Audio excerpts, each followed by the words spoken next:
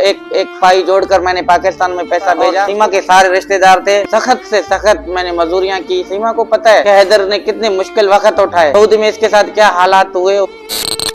السلام علیکم، میں غلام حیدر آپ بھائی بہنوں سے مخاطب ہوں. بہت سارے ویڈیو ہم لوگوں نے بنایا. آج میرا دل نے کہا کہ میں اکیلا آپ سے بیٹھ کے اپنی باتیں بہت سارے بتاؤں، تاکہ ہماری اپنی زندگی کے لائف کیسے تھا پہلے، کیسے تھی ابھی، کیسے گزر رہا ہے، پورا آپ بھائی بہنوں کے ساتھ شیئر کرنا چاہتا ہوں. تاکہ خدا را اس بات کو دیکھو، پھر کمنٹ میں ضرور رائے دینا کہ دیکھو میرے ساتھ کیا کیا نہیں ہوا اس ٹائم تک. میں کراچی میں تھا، مزدوری کرتا تھا، آٹو رکشا چلایا، ساتھ میں ماربل ٹائل کا کام کیا. جیسے ایک غیرت مند باپ کیا کر سکتا ہے آپ مجھے بتائیے. تو میں نے سوچا 3 بچے ہوئے، میری بیٹی آخری فرح جو وہ اس کو پیٹ میں تھا سیما کو، تبھی میں نے فیصلہ لیا کہ 3 بچے ہو چکے ہیں، چوتھا آنے والا ہے. اس کے باوجود ابھی ہمیں جانا ہے کہیں اچھا کام کرنا ہے. سر کو چھت بھی لازمی ہے، آپ لوگوں کو پتا ہے اتنی مہنگائی کے دوران کیا فیصلہ سیما نے میں نے بیٹھ کے کیا تھا کہ حیدر آپ جاؤ بچوں کے لیے کوئی اچھا کماؤ. اس لیے میں نے سعودی کا پروگرام بنایا تھا کہ تاکہ جاؤں بچوں کے لیے ہی جاؤں نا، کہ بچوں کو اچھا کما کے دوں. ایک غیرت مند باپ یہی کر سکتا ہے کہ بچے اپنی جان جوکھم میں ڈالا. پردیش کس لیے بندہ آتا ہے کہ بندہ جائے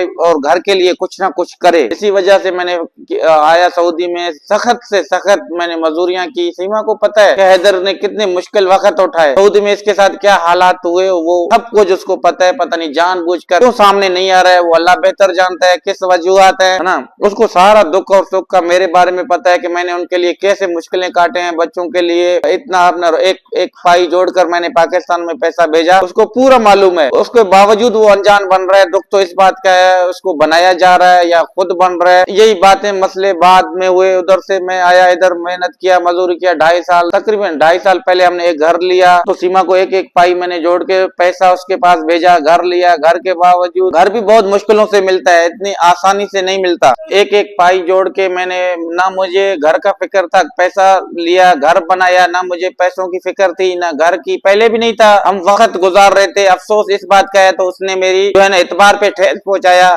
اس نے میرے ساتھ بے وفائی کی. یہ کبھی نہیں ہونا چاہیے تھا. ایک عورت نے اپنے شوہر کا اعتماد پورا لے کر، میں نے اس کے اوپر آدھا اعتماد کر کے اس کو بادشاہ زادی بنایا تھا اپنے گھر کا. کوئی اس کے ساتھ کوئی نہیں تھا. اپنے بہنوں کے ساتھ تھا، اپنے بھائی ان کے تھے، ان کے رشتہ دار تھے، پورا گاؤں اس کے ساتھ تھا. مگر میرا کوئی بھی نہیں تھا، نہ میرے کوئی رشتہ دار کوئی بھی نہیں تھا. میں اکیلا تھا اور سیما کے سارے رشتہ دار تھے. میں نے رکشے پہ اس کا گزر سفر چلایا، ماربل ٹائل کا کام کیا. تو اس کو سارا سب کچھ پتا ہے. اس کے باوجود وہ ایسی باتیں جا کے انڈیا میں بیٹھ کے کر رہے ہیں تو وہ بالکل جو ہے نا میرے دل کو تکلیف دیتے ہیں. رات دن میں بچوں کے لیے سوچتا ہوں اس سیما نے ایسا کیوں کیا، ایسے کیا وجوہات ہیں. میں نام کسی کا بھی ادھر لینا نہیں چاہتا. میں دکھ سے بہت بھرا ہوا ہوں. میں سعودی میں آیا، شروع میں بہت مشکل سے میری وقت کٹ رہا تھا. بالکل بھی اتنی تکلیف میں جو بھائی ہے بہن ہے قابل احترام کہیں بھی جو پردیش کاٹ رہے ہیں ان کو پتا ہوتا ہے کہ پردیش شروع میں کتنا مشکل ہوتا ہے. تو کہیں کہیں سے کیا کیا کچھ کرنا پڑتا ہے، کتنی تکلیفیں جھیل کر تب پیسہ بنتا ہے. لوگ کہتے ہیں پردیش آسان ہے، لوگ تنقید بھی کرتے ہیں. مجھے اس باتوں میں کوئی پریشانی نہیں ہے، لوگ کچھ بھی کریں. مگر مجھے افسوس اس بات کا ہے کہ سیما جان بوجھ کر پتہ نہیں کر رہا ہے یا اس کو کوئی کلوار ہے. اچھے دن تھے، روز ہماری زندگی سکون کا گزر رہا تھا. اچانک ابھی وہ میرے اوپر الزام لگاتا ہے،